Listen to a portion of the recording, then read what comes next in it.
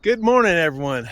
Day 17 on the trail, and it's April 20th, Wednesday, and just heading off, getting a little bit of a late start this morning. I was waiting for the wind to die down because the wind was just awful, but right now it's calm where I am. And let me show you what I'm looking at. Here's the view this morning as I take off. I'm at mile 171.1, and the first goal is to go about 6 miles to a valley where there's some water. So I'm going to not film, because if I trip, I get hurt. So I'm not going to film unless I walk along this trail here. All right, catch you later. By the way, that 6 miles into the quote-unquote valley is requires 2,000 feet of elevation gain. So it's not like I get to hike down into a valley. I wish.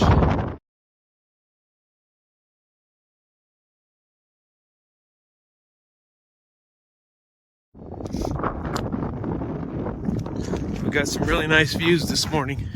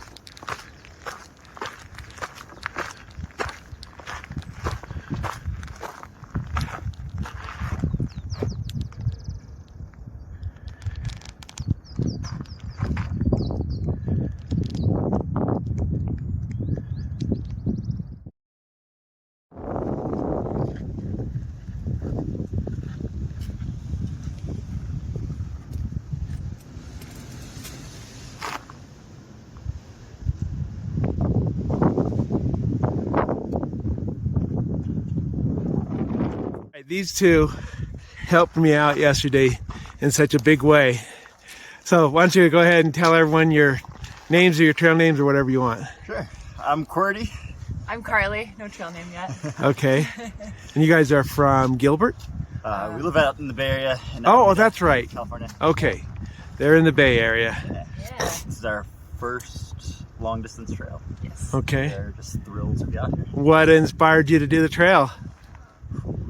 How much time do you get? This is the YouTube monologue. I don't know. I always wanted to do a long trail, but I grew up out on the East Coast, and so I was my first backpacking trip was actually with my dad along the AT, and so I always assumed the AT would be the one. But then I learned about the PCT in college, and I don't know. And then I moved out here, and then I was like, okay, it's calling my name. So. It's going to be better than the AT. Well, the AT's still out there. I still maybe want to do that one too. And then the Continental Divide, you become a triple crowner.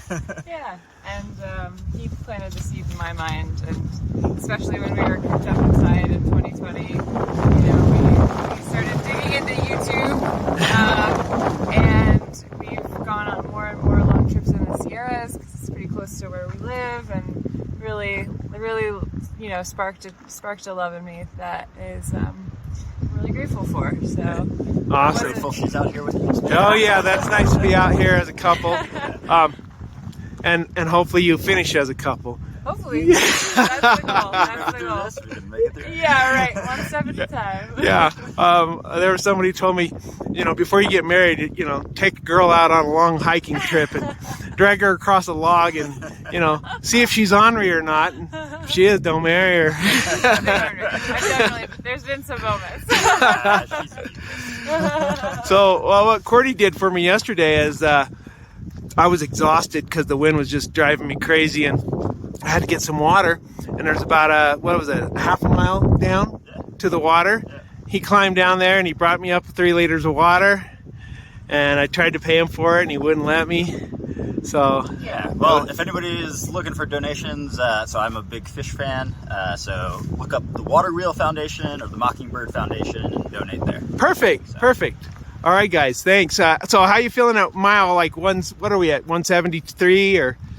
Yeah, feeling pretty good. It's, Feeling you know, like the wind is less than yesterday. So yeah, that's that a wind good was thing. really relentless, and there was a couple moments where we just had to kind of stop hiking, and I was like, wow! Yeah. You know, and I think it was, you know, when you come into this, you're like, okay, we expect heat, we expect, you know, a lot of elevation change. There might be snow, there might be all these things that the wind definitely caught me by surprise. Yeah, and we're kind of in the shadow side of the wind. I think we were on that other side where you guys just added a layer because it was freezing, Doing this. and then we came right back over to this side where it's not bad. You'd be yelling at your phone. All right, well, thank you guys. Thank you, yeah. Well, enjoy the rest of your hike for sure. All righty, bye.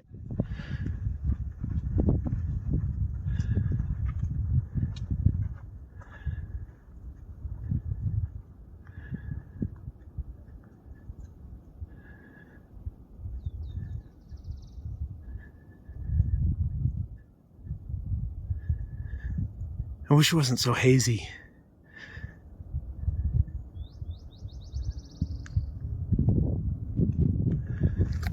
We came up from over there. There's this log that you may have seen in other videos that some people were walking up.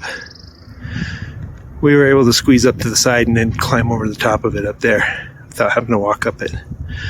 But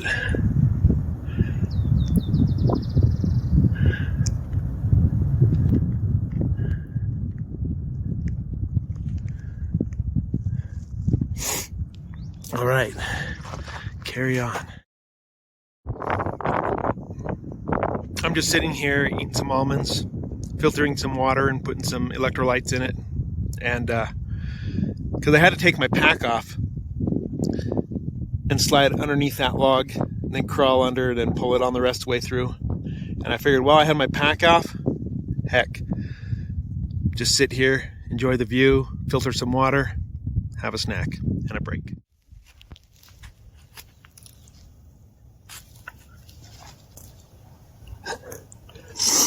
Don't fall. Jesus Christ, thanks. I crawled under. Shit, oh, but fucking shit.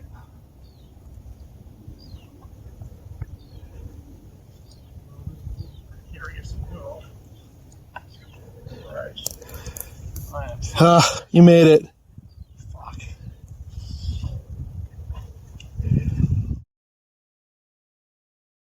I'm at mile 173.1 and you can see the trail. Let's see, where is it? Yeah, it's right there. So you can see the trail went along there. Then it kind of disappeared, but eventually we went up and we went over this saddle just to the other side of the saddle. And then we came back down on that side of the saddle. And you can see the trail there,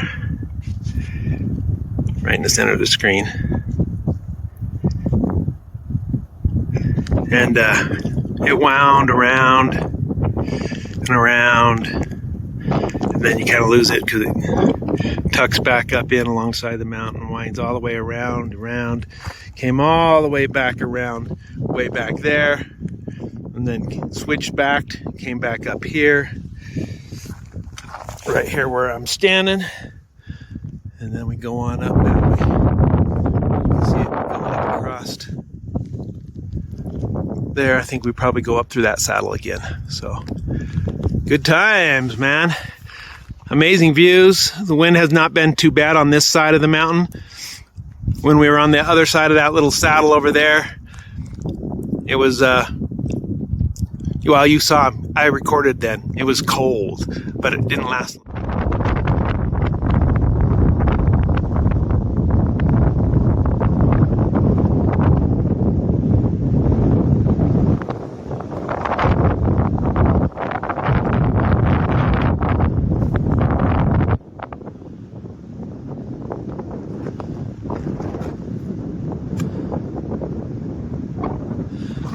And now I'm on the windy side of the mountain.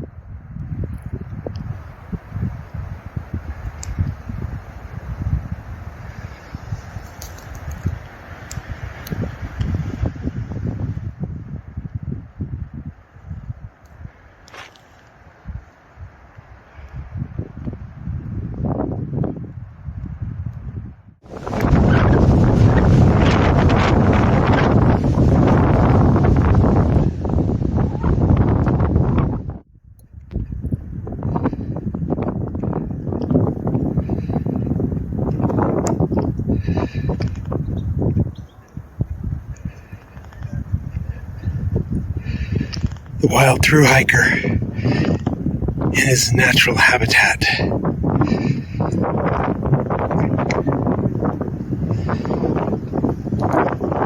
These guys are about 10 minutes behind me. They got some winding and switchbacking to do to get up here. 173.9. Here's the first snow I've encountered.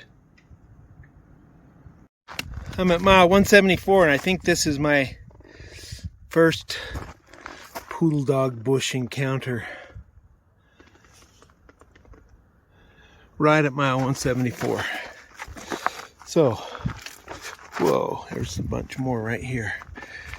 Could so easily brush that. All right, and there's more. So be careful at mile 174. And everywhere, but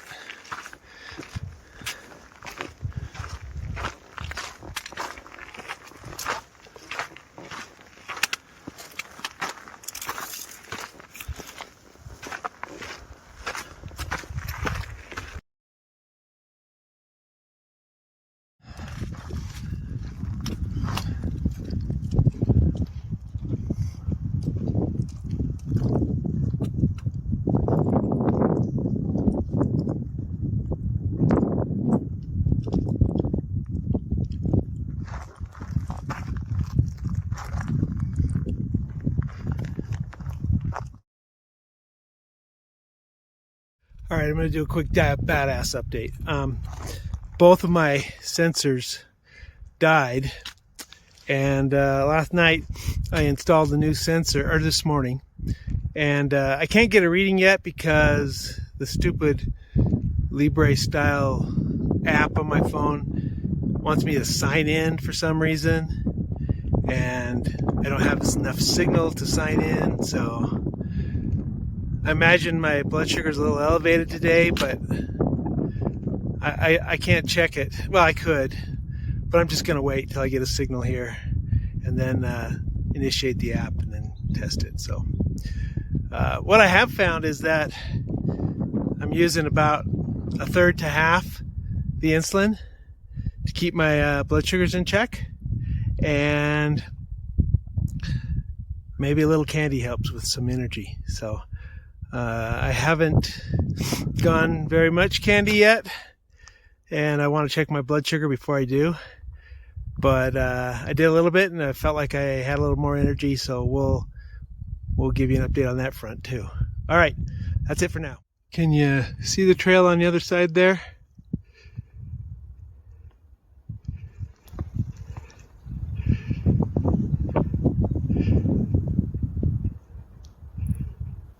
There's the trail.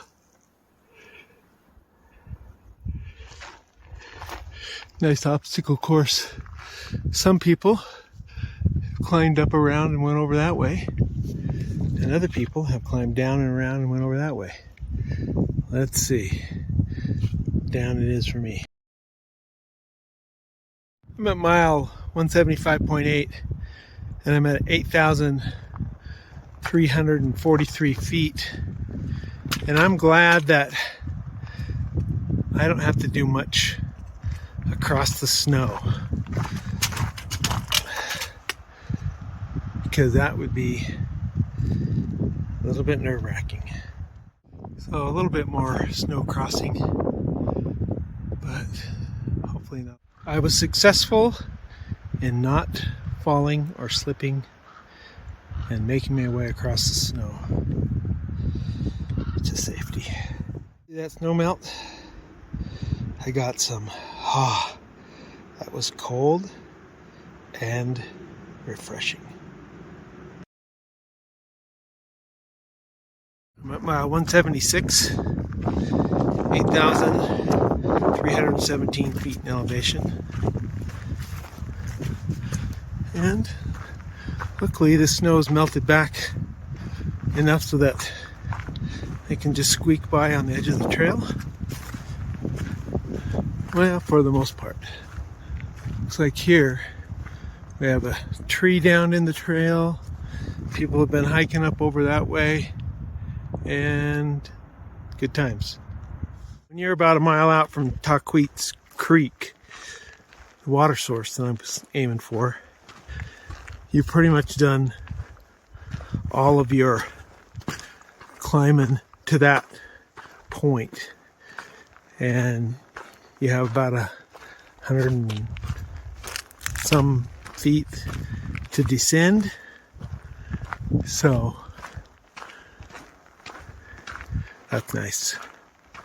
This last mile won't be too tough.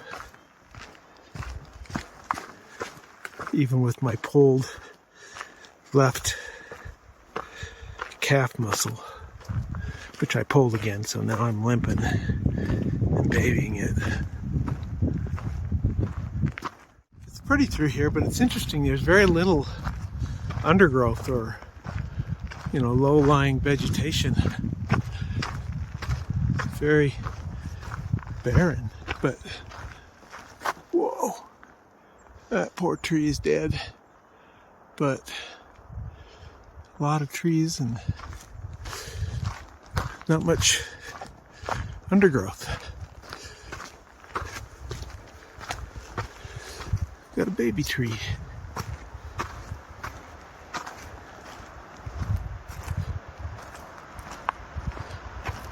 Ready? I am at mile 180.3.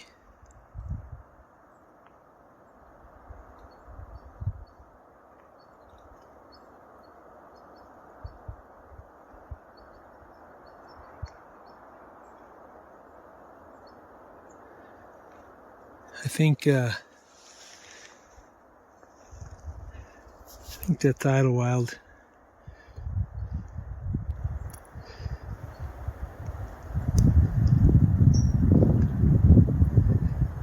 Right down there.